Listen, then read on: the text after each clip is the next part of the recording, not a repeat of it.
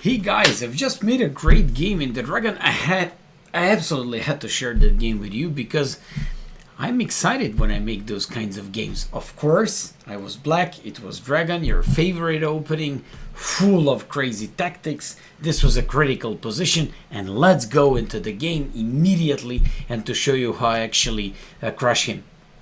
The fun fact about this game that my white opponent had the name Dragon Master. So actually it was proven that I was the Dragon Master in this game.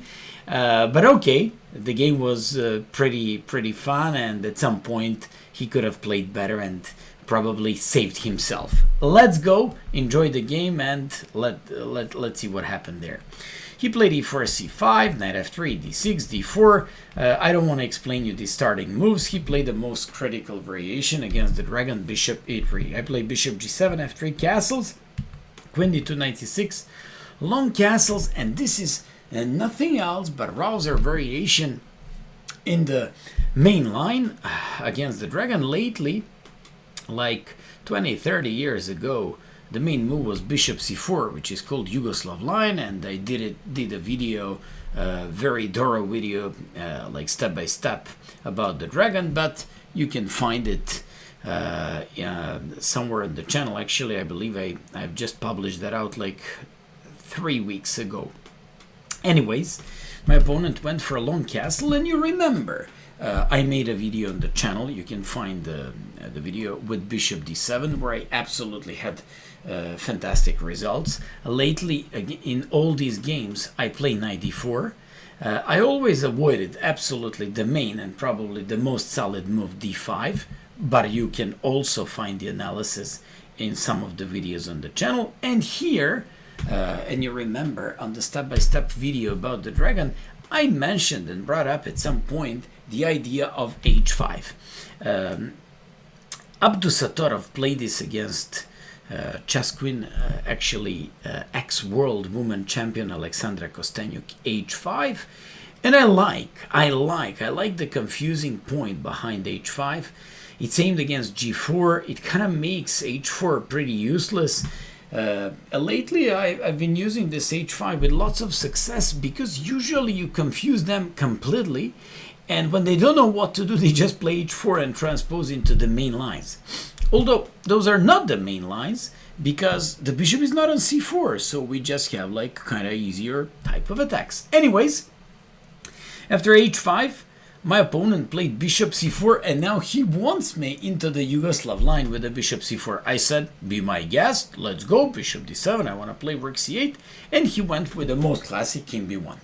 Dragon Master plays a very normal stuff here, and I said, okay, in that famous game that was played last year in March 2023, that was a rapid game, Abdusattorov played rook c8. You know that when they play rook c8, they want to take on d4, and afterwards go after the bishop on c4. If you're wondering how, for example, if h4 you take, queen has to take in order to defend the bishop, and then you stretch the queen all over the board, actually between defending two bishops, and you have a sweet troubles whether you want to take on c4 or on e3 and then on c4. So the thing is, after that, Kostenyuk played bishop e3. Abdusattorov now played knight a5. Once again, he's got a very nice choice between taking on b3, which gives white hyper solid structure and you cannot attack him, or just want to go on c4. I'm more likely to believe that we want to go with the knight on c4. After h4, knight c4, bishop c4, rook c4. Kostenyuk played knight d on e2, over protecting the knight like this and being able to go with the bishop h6. Abdusattorov didn't want to wait, played b5, played b4, captured, took on g4, and now she probably realized that it's too late for this because of bishop f5. Knight d4 doesn't work because bishop d4, rook c2, and if rook c1, he would have gone with, for example, queen a5, even queen c7 works, followed by rook fc8, and the c2 would be weak, and Abdusattorov would have been completely winning.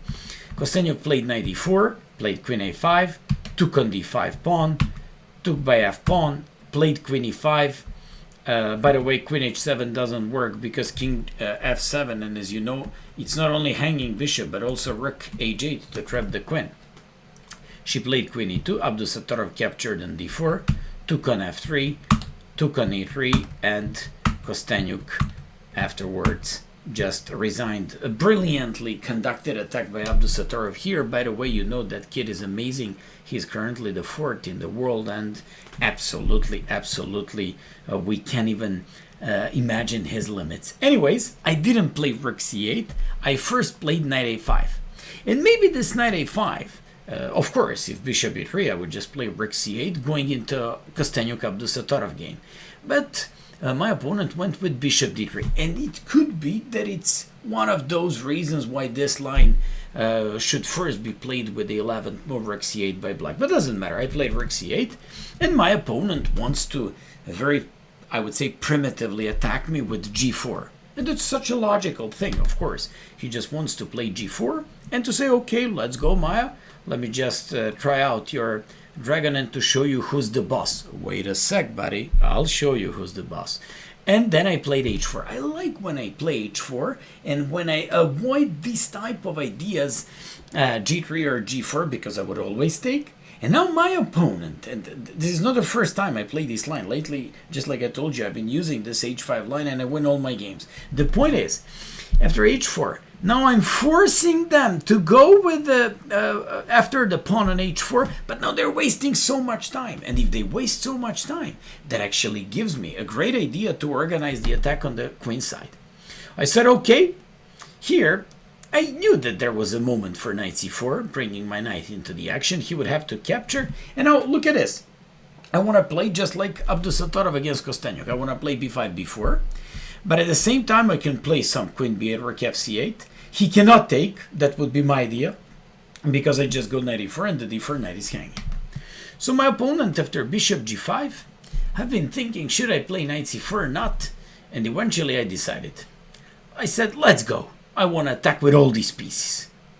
And turns out that I made a good decision. Because in a way, knight h5 forced him to go with some other kinds of things here. When I play this move, I'm threatening my knight, I'm opening my bishop, and somehow my knight on h5 isn't doing anything.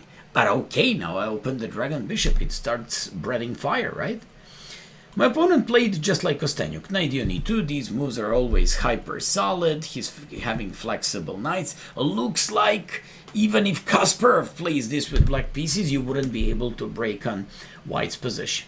And here I had lots of, you know, like debates in myself. Should I be going with bishop e6, involving one more piece into the action? Look at these pieces, and then queen b6 and stuff like that, and it gives me like relatively good chances to attack.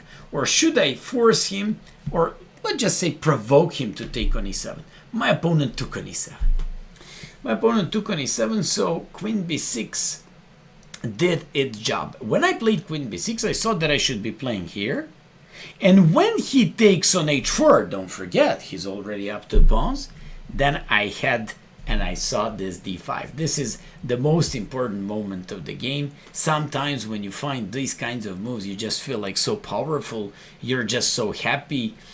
And my opponent didn't even have an idea what I wanted to do here. He was absolutely clueless about my point. With d5, I'm just opening up everything, and I'm just showing clearly my intentions. Here, he gave me a chance. I checked this game on chess.com, and I made brilliances in a couple of next moves. I made one brilliancy, then another one, and then a third one. So many nice, brilliant moves to win this game. In style, of course. He took on d5.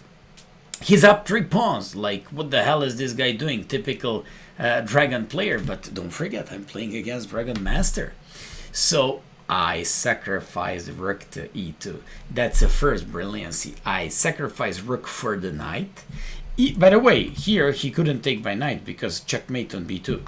Here, when he took on d5, I sacrifice my rook. If he takes by bishop, buddy, I'll take it here and you're gonna get mated soon.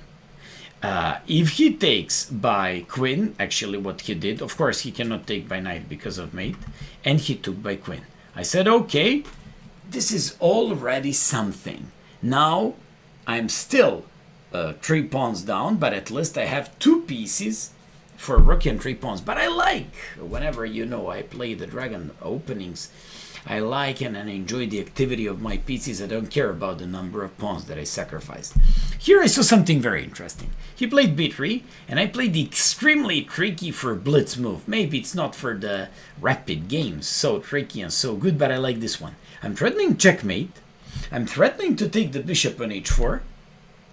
And I saw, and by the way, that was the best move, I saw that he's supposed to play this one, avoiding queen a3 with mates. But here I prepared this. And I said, if he plays bishop g5, bringing a bishop back into the defense, I found something very nasty, knight b3. So when he plays a takes b3, to go with rook a5. That's what I prepared. And that's what I saw in this position. And I said, I gotta go with this one. I have to make some sort of, masterpiece in this game. My opponent played bishop g5. Very logical move, very tempting move. He's just trying to put his bishop back into the defensive mode. He's up 3 pawns. He just has to defend himself, and he's gonna be winning. Well, buddy, maybe you're a dragon master, but you played against another dragon master as well. So I played knight f4. Knight f4 is a nice move because he eventually wanted to do something with that bishop that was on the rim of the board, but I'm also doing something with my knight that is on the rim of the board as well. He captured. I was instantly very happy because now I have not only the bishop pair, not only control of the dark squares, but somehow his king looks weak, and I have too many minor pieces against his pretty inactive or hardly active rooks. And I thought that he would play rook e1 here. He played queen e4. I played queen d6. Threatening mate in 1 after a queen a3, and he played b4.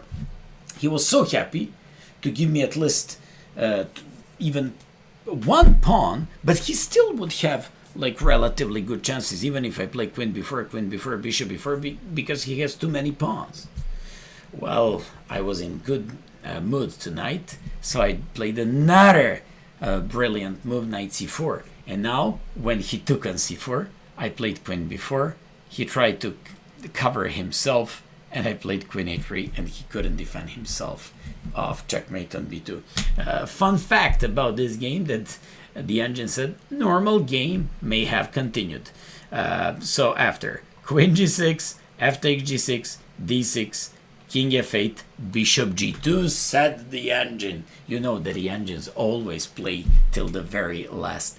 Okay, hope that you like and enjoy the game in the dragon, and I very much like all this crazy stuff. And also, once again, I gotta bring it back to the theoretical part where I just played this h5, which I like so much, and which is something new that I presented on my channel. Abdusatarov's idea that with which he actually defeated Kostenyuk. Thanks so much for watching, and see you next time. Bye bye.